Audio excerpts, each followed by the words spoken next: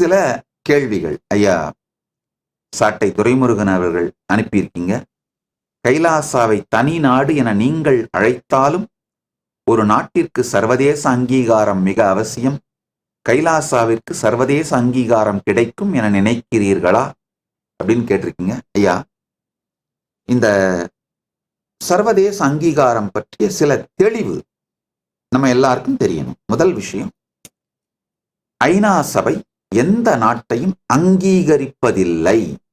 அவங்களுடைய ஐநா சபையோட சார்ட்டரை நீங்க எல்லாரும் போய் படிச்சு பாருங்க. இங்க வேணா அந்த சார்ட்டரை ப்ரொஜெக்ட் பண்றேன். ஐநா சபை எந்த நாட்டையும் அங்கீகரிப்பதில்லை.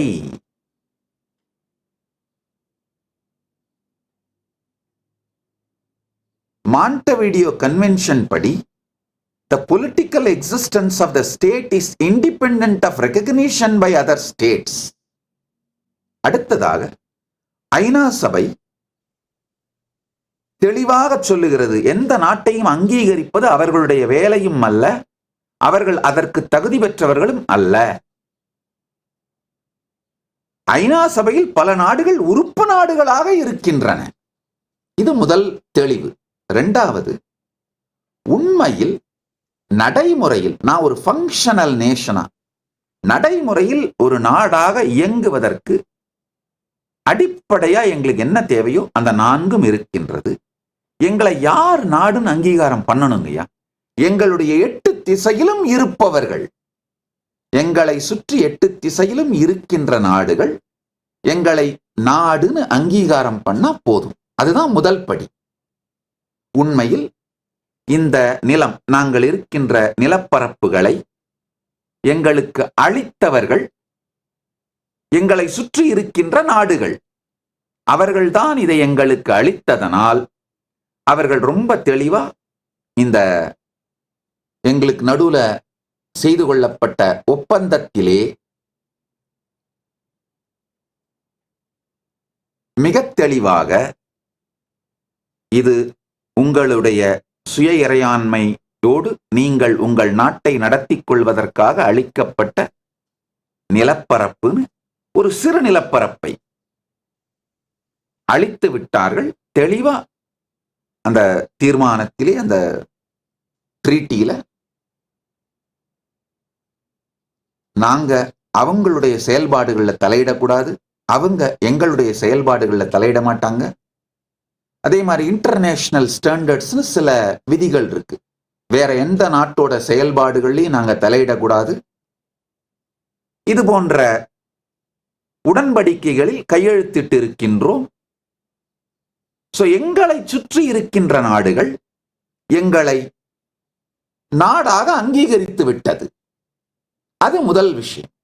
அடுத்தது, ஐயா திரு சாட்டை துரைமுருகன் அவர்கள் கேட்குறீங்க, சர்வதேச அங்கீகாரம் மிக அவசியம்னு. ஐயா நல்லா புரிஞ்சுக்கோங்க, இந்த சர்வதேச அங்கீகாரத்தில் பல படிகள் இருக்கு. அப்படின்னா இப்போ உங்களுக்கு பணம் கடனா வேணும்னா, பணம் வேணும்னா இன்டர்நேஷனல் மானிட்டரி ஃபண்ட் ஐஎம்எஃப்ல மெம்பரா இருக்கணும். ஐஎம்எஃப் உங்களை ஒரு நாடா ஏத்துக்கணும். ஐஎம்எஃப்ல நீங்க ஐஎம்எஃபோட ரெகக்னிஷனும் மெம்பர்ஷிப்பும் வேணும். ஐஎம்எஃப் உங்களை ஒரு நாடாக அங்கீகரித்து அதோட உறுப்பு நாடாக சேர்த்து கொள்ள வேண்டும். இன்னொன்னு, ஆயுதங்கள் வேணும்னா எந்த நாட்டோட நீங்க ஆயுதங்கள் வாங்கணுமோ, எந்த நாடு உங்களுக்கு ஆயுதங்கள் கொடுக்கணுமோ அந்த நாடு உங்களை நாடா அங்கீகரிக்கணும், உங்களுக்கு ஆயுதங்கள் கொடுக்கணும். அதுக்காக தான் இந்த அங்கீகாரங்கள்லாம் தேவை. எனக்கு கடனும் தேவையில்லை, ஆயுதங்களும் தேவையில்லை.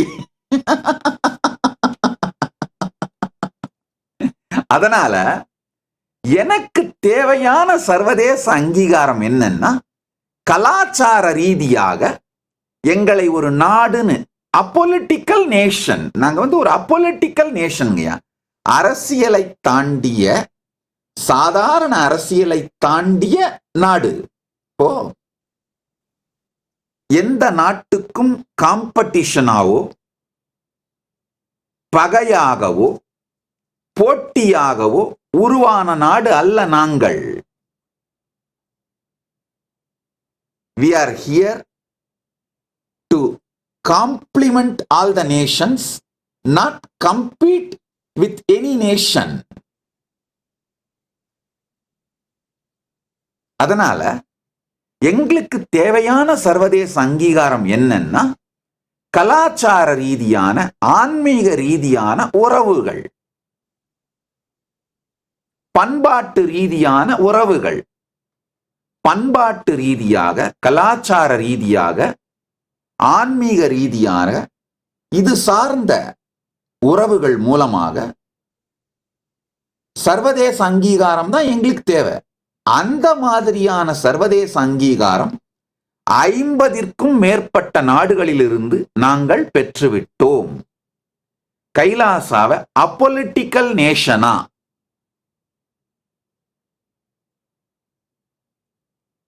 இப்ப எப்படி வேட்டிக்கன்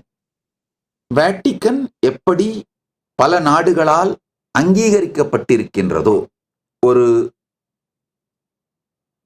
ரிலிஜியஸ் நேஷனா, அதே போல அதே ஸ்டேட்டஸோட 50ற்கும் மேற்பட்ட நாடுகள் எங்களை அங்கீகரித்திருக்கின்றன. அந்த அங்கீகாரம் இப்போதைக்கு எனக்கு போதுமானதுங்கய்யா. அதனால இதுக்கு மேல எங்களுக்கு அங்கீகாரங்கள் கிடைக்கும், அதற்கான திருப்பணிகளையும் செய்து கொண்டிருக்கின்றோம். அது எக்ஸ்பான்ஷன், அது மேலும் மேலும் வளர்வதற்கான செயல், வளர்ச்சி தானே தவிர எங்களுடைய எக்ஸிஸ்டன்ஸ், எங்களுடைய இருப்பை நாடு என்று சொல்லிக் கொள்வதை யாரும் மறுக்க முடியாது. அதற்கு தேவையான எல்லா செயல்களையும், எங்களை நாடு என்று சொல்லிக் கொள்வதற்கான எல்லா செயல்களையும் அங்கீகாரங்களையும் நாங்கள் அடைந்து விட்டோம். நீங்க சர்வதேச அங்கீகாரம்னு சொல்றது பல நிலை தேவைகளுக்கு ஏற்றாற்போல் தான் இந்த சர்வதேச அங்கீகாரங்கள்ங்கய்யா. அதனால எங்கள் தேவைக்கு என்ன வேண்டுமோ அது மாதிரியான சர்வதேச அங்கீகாரங்களை நாங்கள் அடைந்து விட்டோம். இதுக்கு அடுத்து என்னன்னா, உலகம் முழுவதும் இருக்கின்ற நாடுகளில் 66 நாடுகளில் ஹிந்து மதத்தை மதமாகவே ஏற்றுக்கொள்ளாமல் இருக்கின்றார்கள். அந்த நாடுகளோடு தூதரக ரீதியான உறவுகளை ஏற்படுத்தி அவர்களை சனாதன இந்து தர்மத்தை ஒரு மதமாக அங்கீகரிக்க வேண்டும் என்கின்ற வேண்டுகோளை வைத்து அது மாதிரியான கலாச்சார பண்பாட்டு ரீதியான உடன்படிக்கைகள், உறவுகளை செய்து கொண்டிருக்கின்றோம். 3 நாடுகளில் வெற்றியடைந்திருக்கின்றோம். மற்றும் மற்றைய நாடுகளில் தொடர்ந்து செயல்பட்டு சனாதன இந்து தர்மத்தை மதமாக அங்கீகரிக்கின்ற செயல்பாடுகளை தொடர்ந்து செய்வோம். எங்களுடைய தேவைக்கு என்னென்ன சர்வதேச அங்கீகாரம் தேவையோ அவைகளை பரமசிவ பரம்பொருள் எங்களுக்கு அளித்திருக்கின்றார், தொடர்ந்து அளித்துக் கொண்டிருக்கின்றார். அதாவதுங்கய்யா, எப்படி வேட்டிக்கன் ரோமன் கத்தோலிக்க திருச்சபையின் தலைமையகமாக இயங்குகிறதோ, அவங்க அந்த சம்பிரதாயத்தை உயிரோடு வைக்கின்றார்களோ, அரசியலுக்கு அப்பாற்பட்டு எந்த அரசியல் மாற்றத்தாலும் அவர்களுடைய கான்ஸ்டிடியூஷனை, அவர்களுடைய சாசனத்தை மாற்ற முடியாது. அது மாதிரியான ஒரு ஸ்திரமான அவர்களுடைய மதத்தையும் சம்பிரதாயத்தையும் உயிரோடு வைப்பதற்காக அவர்கள் இயங்குகிறார்களோ, அதே போல சனாதன இந்து தர்மத்தை உயிரோடு வைப்பதற்காக மாற்ற முடியாத கான்ஸ்டிடியூஷனை அடிப்படையாக வைத்து சனாதன இந்து தர்மத்தை உயிரோடு வைப்பதற்காக சனாதன இந்து தர்மத்தின் திருக்கையிலாய பரம்பரை, சந்நியாச பரம்பரையிலாலே சந்நியாச பரம்பரையின் மூலமாக நிர்வாகம் செய்யப்பட்டு நடத்தப்படுகின்ற நாடு கைலாசா. அதனால மாண்டவிடியோ கன்வென்ஷன் படியும் யுனைடெட் நேஷன்ஸோட சார்ட்டர் படியும் நாங்கள் நாடுதான். இதில் எந்தவிதமான சந்தேகமும் இல்லை. ஒன்றுக்கும் மேற்பட்ட சுய இறையாண்மையுடைய நிலப்பரப்புகளும் அட்டானமஸ் ஸ்டேட்டஸ் சொல்ற சுய நிர்ணய உரிமை கொண்ட நிலப்பரப்புகளும் உடைய, நிரந்தரமான மக்கள் தொகை உடைய, நிரந்தரமான அரசியல் அமைப்பும் நிர்வாக அமைப்பும் உடைய, மற்ற நாடுகளோடு உறவுகளை ஏற்படுத்திக் கொள்வதற்கான தகுதியும் திறமையும் உடைய, இவைகள் அனைத்தையும் செய்து காட்டி ஃபங்க்ஷனலா நடைமுறையில் நல்லபடியாக அமைதியாக இனிமையாக இயங்கிக் கொண்டிருக்கின்ற பரமசிவ பரம்பொருளின் அருளாலே எல்லா வளத்தோடும் ஆனந்தத்தோடும் இயங்கிக் கொண்டிருக்கின்ற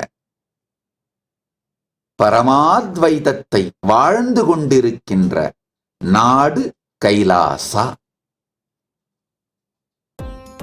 Nityanandam, thank you for watching, and if you found the video enlightening, please give it a like, share it with your loved ones, and subscribe to stay connected with us. don't forget to click the bell icon to receive the notifications.